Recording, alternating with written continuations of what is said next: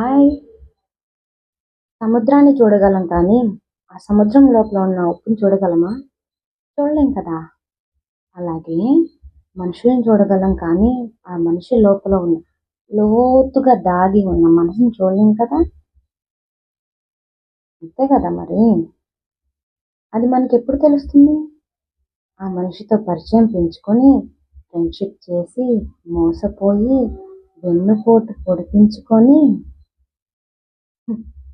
బాధల్లోకి వెళ్ళిన తర్వాత తెలుస్తుంది. ఓహో! ఆ మనిషి ఇలాంటి వాళ్ళా అని కదా! అంతే. ఇప్పుడు ప్రపంచంలో ప్రతి ఒక్కళ్ళు అలాగే ఉన్నారు. 100కి 1% మాత్రమే ఎక్కడో కొంతమంది దాగి ఉన్నారు మంచివాళ్ళు. కాదంటారా?